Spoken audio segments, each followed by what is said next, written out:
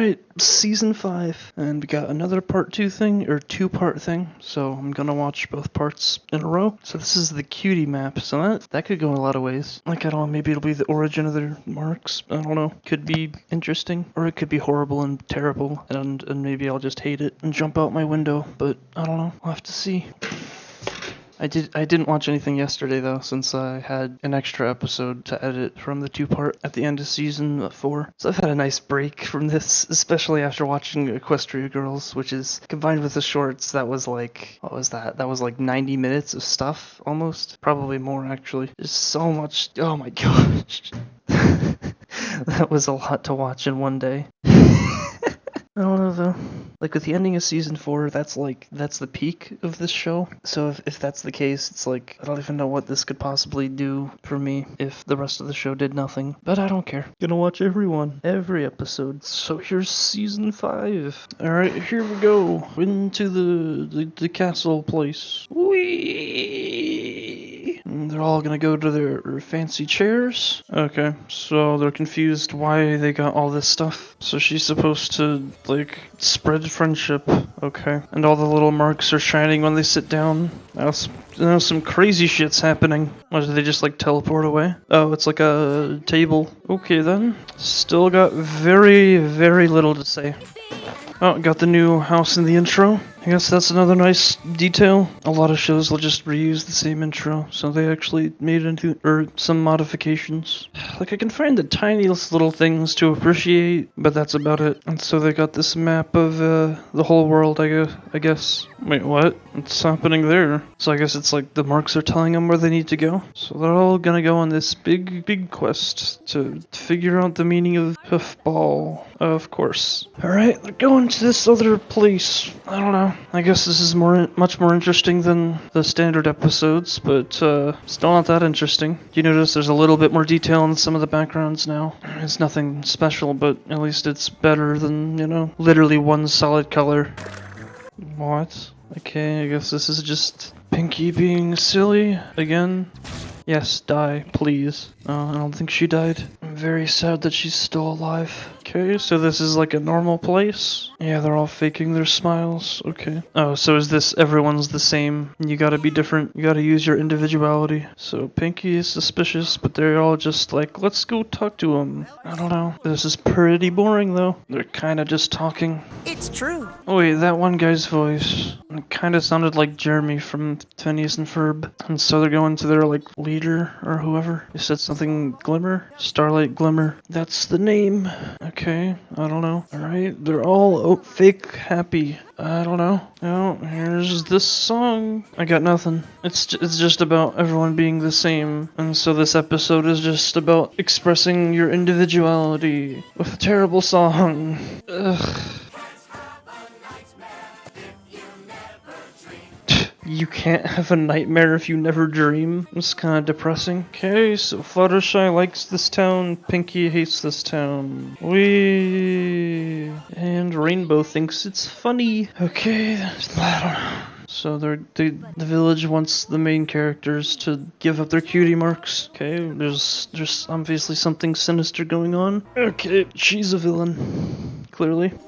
For some reason, every time they say welcome, I just hear them saying welcome. I don't know, they're just kind of just saying, hey, this town is weird. Some of them are in on the town being weird, and some of them don't like it. Have muffins? What can I bring you? We have this thing, and it sounds like she's gonna say more than one. It's still just a really boring story. Like, it's just boring. So their beliefs are that people can't get along if they have disagreements. So clearly all of them are getting manipulated somehow. And this baker knows something's up, and she wants to help them. Oh no, she's gotta eat the muffins. And she's sick. Green face. Now she's fat. Just a bunch of slow shit that takes forever to do anything. What? Oh, is sugar Oh, is this like it's like a secret club that's rebelling against the equality where everyone's the same. Yeah, I'm pretty sure that guy is Jeremy from Phineas and Ferb. So now they're going to the cave with Chaz. All the marks that got removed from all the characters in this town. I guess there's sort of a mystery element here. I don't know. It's still really boring. There's all the marks. One of the squares was empty. I wonder why it was empty. Actually, there's several that are empty. So like, what would my cutie mark be? I haven't thought about that. Probably like a corpse with like bits of flesh ripped off the face and bleeding hands. And so they're all gonna try and is she actually gonna lose her cutie mark? Oh no! But like, does the mark actually do anything though? Isn't it just like it's just a mark that says, oh, this is your special shit? Like, oh, actually no, I guess they do affect it. There was that one episode. There was the episode at the end of season 3, I think, where they all had what happened? But they got their marks switched and then they like had to do they had to do different things instead of their real thing their mark is about. And so all the characters now lost their marks and now they're all equal. Oh wow, wait, what? That's the end? Okay, that went by actually pretty fast. Alright, so this was, I don't know, actually kind of weird because like it started out extremely slow, but then towards the end it was like I didn't even realize it ended. It was just like I was expecting it to still keep going on, but no, it didn't. It's the part 1's over already. So pretty simple setup. So they're all in Twilight's new crystal tree house, and then this map appears. I forget why, but then there's this little marker thing that says it highlights this part of the world, and then they're like, all right, we gotta go there. So they go there, and then all the characters there have these fake ass smiles, and all their cutie marks are just an equal sign, and they're all about just, oh, everyone's the same, no one's different, you can't be unique, and that's being unique is bad because it's so, I don't know, I forget what they said, something like it gets bad. Then the characters meet this other group of characters who I guess really want their cutie marks back, and so then they learn about this vault where all the cutie marks are stored, and so then they go there, and then it's a trap, and so then all the main characters lose their cutie marks, and now they just have equal signs. And then cliffhanger. So yeah, pretty boring for the most part. The ending, I guess, started getting slightly more interesting. It's like, because now they lost their marks, and it's like, what are they gonna do? Obviously, they're just going to remember the power of friendship, and then they're gonna get their marks back. So there's that. I guess normally people would be like really sad and like, oh my gosh, they lost their marks. Oh no, it's so sad. But I don't know. I don't give a shit. I guess it was like kind of shocking. Like it wasn't funny, or like it wasn't unintentionally funny. Like some of the other parts, like I just remember the beginning of season 4, there was like this fight where Celestia, like it looked like she died, and then I just started laughing because it was so funny. But that wasn't supposed to be funny. But this didn't really affect me that much, but it also like I didn't laugh at at it. It wasn't like stupid, I guess. Completely stupid anyway. I don't know where I'm going with that. So I don't know.